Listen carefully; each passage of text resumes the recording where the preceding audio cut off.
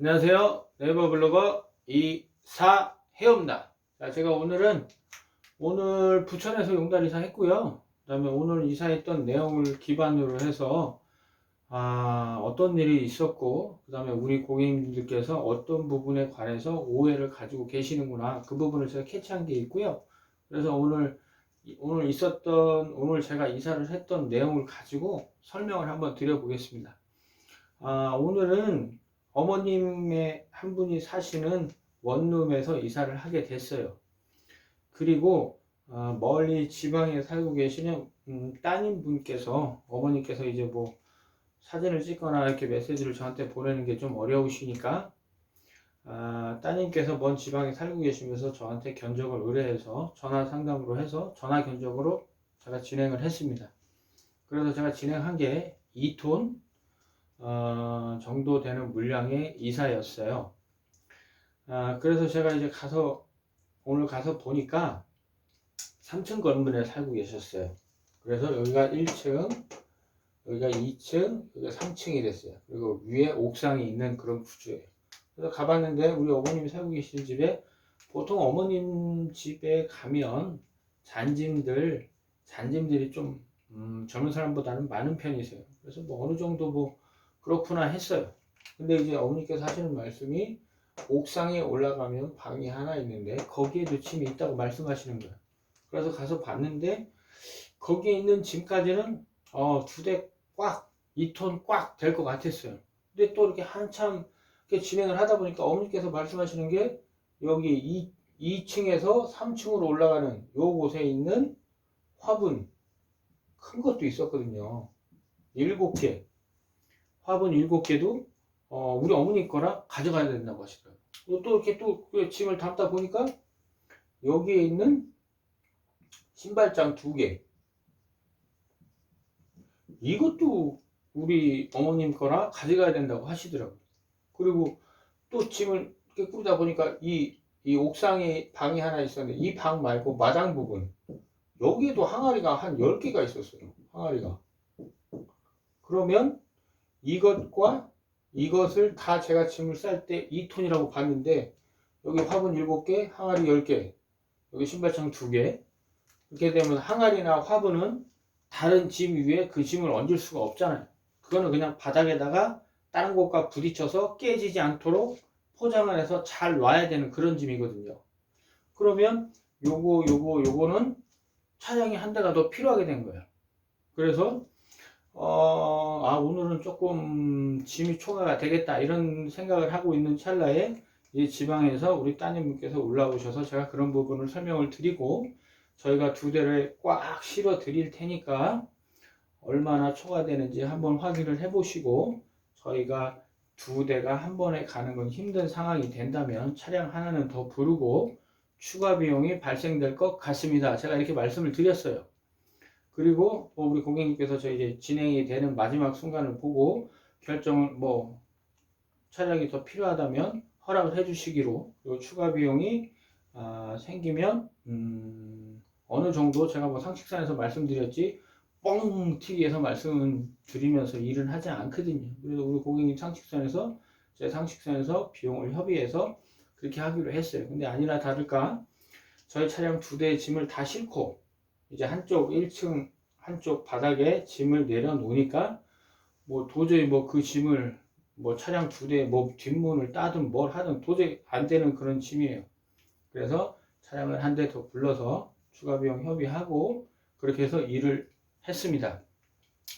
그런데 우리 고객님께서 제가 이렇게 말씀드렸죠. 고객님 5톤 정도 분량이면 최소한 비용은 요 정도 됩니다. 그래서 요 정도 추가 비용이 생깁니다. 이렇게 제가 말씀드렸는데 우리 고객님께서 이해를 못 하시는 부분이 있었어요. 어떤 부분을 이해를 못 했냐면 1톤 트럭이 한 대면 1톤이고 2대면 2톤이고 3대면 3톤이어야지 왜 5톤이냐 이런 식으로 물어보시더라고요. 그래서 3톤의 개념과 5톤의 개념, 우리 고객님들께서 생각하시는 것은 다르다 이렇게 생각하시잖아요. 근데 똑같다고 보시면 돼요. 이게 왜 그러냐면 우리나라 차량 재원 특성상 그렇게 되어 있습니다. 그래서 잠시 이삿짐 트럭에 사이즈를 제가 한번 말씀드려 볼게요. 자, 이게 1톤이고 이게 2.5톤이고 이게 5톤이에요. 그래서 대부분 어떻게 생각을 하시냐면 1톤 트럭의 2.5배의 부피를 가진 차가 2.5톤이고 1톤 트럭의 5배의 부피, 5배의 공간을 가진 게 5톤 트럭이라고 생각을 하세요.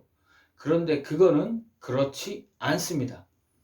1톤 트럭은 1톤의 무게를 실을 수 있는 차, 무게에 실을 수 있는 차량이고, 그 다음에 2.5톤은 1톤 트럭 부피의 2.5배의 공간을 가진 차량이 아니고 2.5톤에 해당하는 무게를 실을 수 있는 차. 5톤도 마찬가지로 1톤 트럭의 5배의 적재함을 가지고 있는 차량이 아니고 5배에 해당하는 무게, 5톤의 짐을 실을 수 있는 게 5톤 트럭이에요. 그래서 제가 정확하게 말씀드릴게요. 이 부분 모르시는 분들이 많아서 제가 확실히 설명을 드릴게요. 자, 1톤 트럭 적재함이에요. 이 숫자는 적재함이에요. 가로, 세로. 가로가 1.6m, 그 다음에 세로가 2.8m. 그럼 가로와 세로의 길이를 곱하면 넓이, 면적이 되죠. 그게 얼마냐면 4.48 제곱미터예요.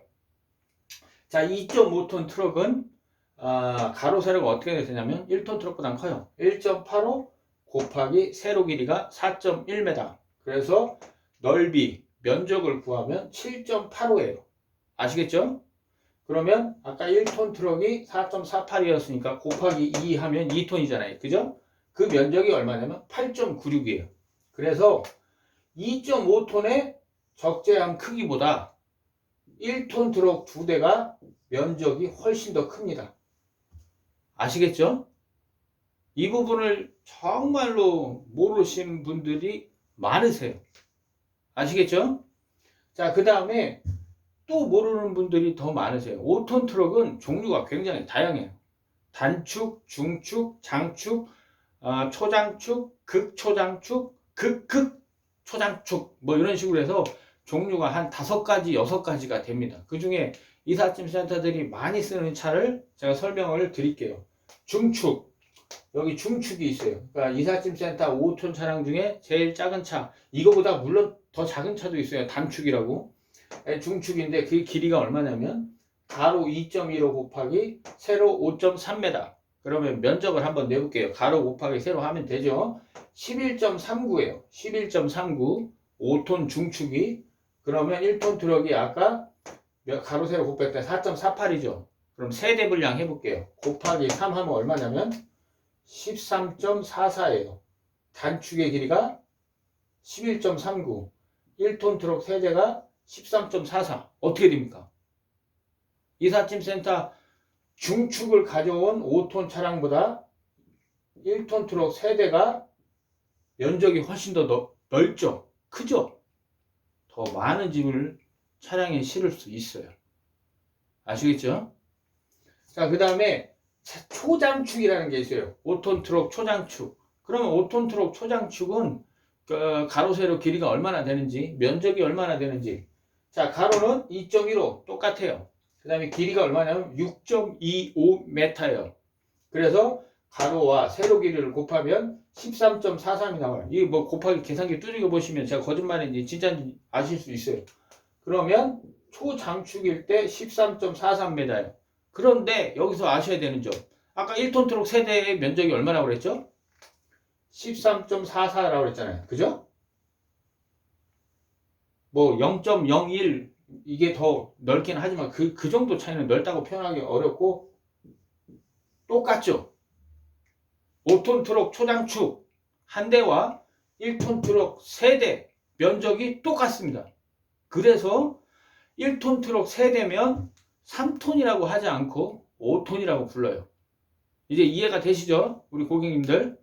1톤 트럭 세대면 3톤이라고 하지 않고 보통 이삿짐에서 쓰는 트럭인 5톤 트럭의 넓이와 같다고 해서 1톤 트럭 세대와 5톤 트럭 한 대는 부피가 같고 그 다음에 1톤 트럭 세대가 모이면 5톤 트럭이 되는 겁니다.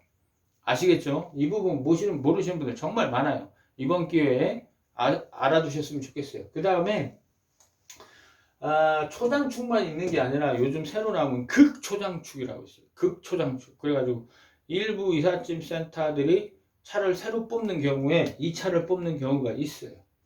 그래서 단가 경쟁력에서 조금 우위를 점하고자 남들보다 조금 더 짐을 많이 실어서 일을 진행하려고 요 차량을 뽑는 경우도 있어요. 근데 요 차량은 아파트 같은 넓은 공간에서는 물론 작업하기 괜찮아요. 근데 뭐냐면 빌라 같은 데서는 이 차는 너무 길어서 작업 여건이 그렇게 좋지 않습니다. 그래서 이삿짐 센터들은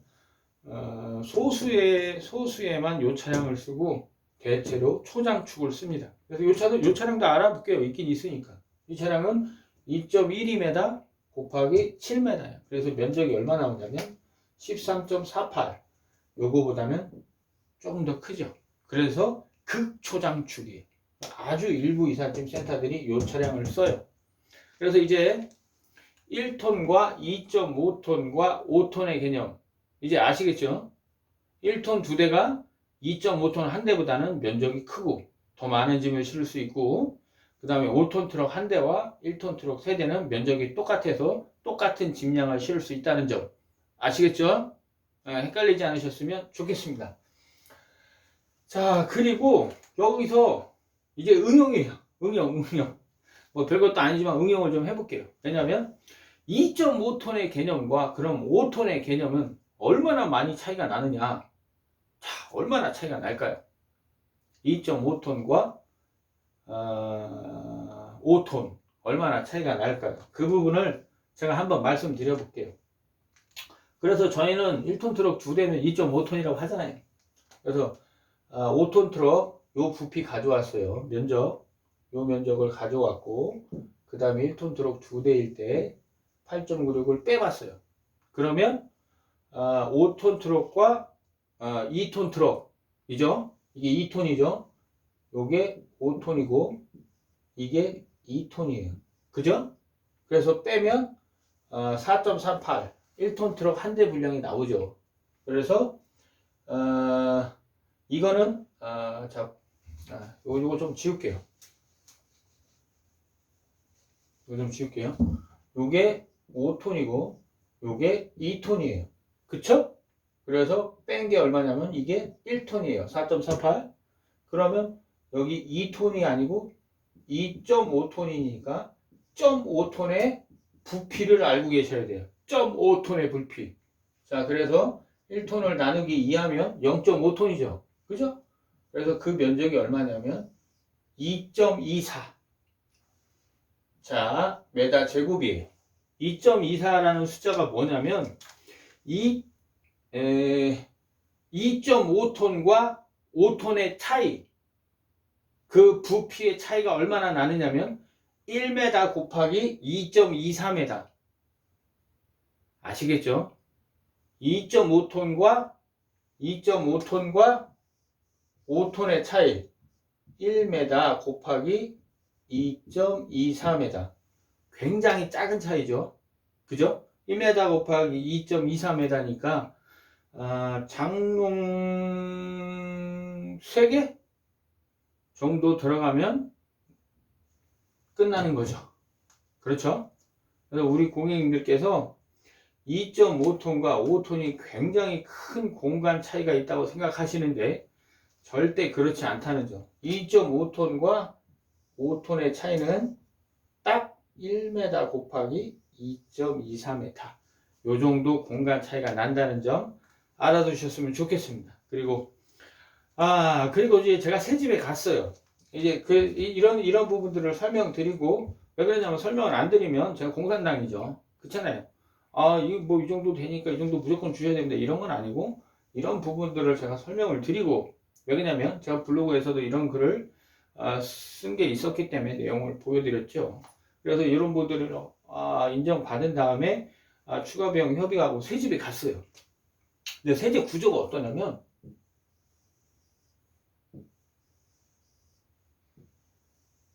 자, 이게 우리 고객님 댁이에요. 자, 옆집 건물 입구가 이쪽에 있어요. 자, 요 집, 그 오른쪽 집 건물 입구가 여기에 있어요. 그런데 우리 고객님이 사시는 집 건물 입구는 어디에 있냐면 여기에 있어요. 그리고 여기서 여기까지 길이가 얼마냐면 한 35m 정도가 돼요. 그리고 요 앞에 계단이 5개가 있어요. 그리고 중간에 계단 하나, 여기 중간에 계단 하나, 여기 중간에 계단 하나, 이렇게 되어 있어요.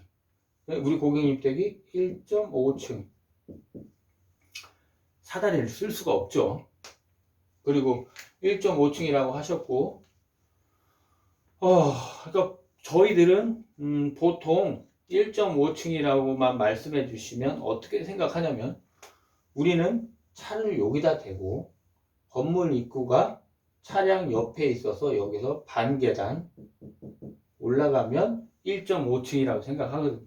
그런데 제가 오늘 가서 본 곳은 여기서 계단을 올라가고 여기서 다시 계단, 여기서 다시 계단, 여기서 다시 계단, 구루마루 밀지도 못하죠. 처음부터 끝까지 들고 가야죠. 등짐 지고 가야죠. 그죠?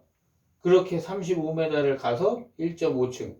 이거는 1.5층은 맞아요. 우리 고객님께서 거짓말을 하신 건 아니에요. 근데 뭐냐면 세부사항을 말씀해 주셔야 돼요. 35m를 등짐 지고 간다면 이건 뭐 3층 계단하고 저희 입장에서 전 다른 게 없어요. 여기서 35m를 간다면 다른 게 없죠. 다른 게 없어요. 저희한테는 3층이나 여기 35m 정도 걸어서 여기 1.5층 또 올라가는 거나 똑같아요. 저희 입장에서 오히려 이게 더 많이 걸어야 되기 때문에 이게 더 힘들 수도 있거든요. 그런데 앞서 이전 집에서 단가 협의를 할 때 추가 비용을 한 번 더 얘기했는데 이 부분이 또 빠졌다고 해서 또 추가 비용을 또 말씀을 드리게 되면 고객님도 짜증이 나시죠. 사람은 다 똑같아요. 그래서 제가 또 그런 부분을 알고 있으니까 같이 일한 기사님들한테 잘 마무리하고 제가 이제 페이는 챙겨드리기로 하고, 그 다음에 고객님께는 추가적인 얘기를 못 드렸어요. 안 했어요. 이 부분은. 왜냐하면 사람이 두 번 얘기하면 아무리 좋은 얘기도 안 좋게 들리고, 그 다음에 이런 부분 때문에 또 안 할 수도 없는 거고, 그 다음에 잘 마무리해서 웃으면서 진행을 하고 제가 차라리 조금 덜 벌고 기분 좋은 하루가 되는 게 낫죠. 그렇죠? 그래서 이런 부분들은 꼭 말씀해 주셔야 돼요. 왜냐하면 제가 방문 견적을 요청하셨으면 제가 갔겠죠. 근데 방문 견적을 요청을 안 했고, 특히 이 집 같은 경우는 새 집이잖아요. 새 집. 새 집 같은 경우는 방문 견적을 요청해도 제가 가지 않거든요. 그래서 그런 부분들을 정말로 상세하게 저희한테 꼭 말씀해 주셔야 돼요. 그렇지 않으면 이런 부분 가지고 잘 마무리가 될 수 있는데 이런 부분 가지고 투닥투닥 할 수가 있어요. 물론 잘못된 표현이지만 서로가 기분 좋지가 않아요. 그래서 이제 그런 부분들을 이제 견적 산출할 때 우리 고객님들 꼭 설명해 주셔야 되는 거. 1.5층 뭐 2층 이러면 저희들은 어떻게 생각하냐면, 왜 그러냐면 이게 보통 평범한 거예요. 이게 보통 여기에 도로가 있으면 여기에 건물의 입구가 이쪽에 나 있죠. 이쪽에. 이게 보통이에요. 근데 이 건물은 여기 폭이 굉장히 좁았어요. 그러니까 한 층에 공간을 여러 개를 두기 위해서 이쪽에 쓰신 것 같아요. 이 건물을 지을 때. 다른 건물들은 여기 폭이 굉장히 넓어요. 근데 이 건물은 여기서 여기 폭이 굉장히 좁았어요. 그러다 보니까 다른 건물들처럼 입구를 이 도로 쪽으로 내지 않고 이쪽으로 낸 거예요. 이쪽으로. 그러다 보니까 이런 부분들은 말씀 안 해주시면 저희가 모르죠. 그래서 좋은 하루가 되시기 위해서는 설명을 뭐 있는 그대로 해주셔야 되고, 그 다음에 좋은 업체도 뭐 선정해야 되고 여러 가지가 있지만, 좋은 업체를 선정했어도 이런 부분들은 꼭 말씀을 해주셔야 된다는 점, 자 그런 점 아셨으면 좋겠습니다. 자 그럼 오늘 부천용단에서 했던 내용을 기반으로 제가 말씀드렸고요. 참고하셔서 다음에 이사하실 때 견적 산출할 때 있는 그대로 말씀해 주시고 정확한 견적 받으셔서 기분 좋은 날 되시길 바라겠습니다. 감사합니다.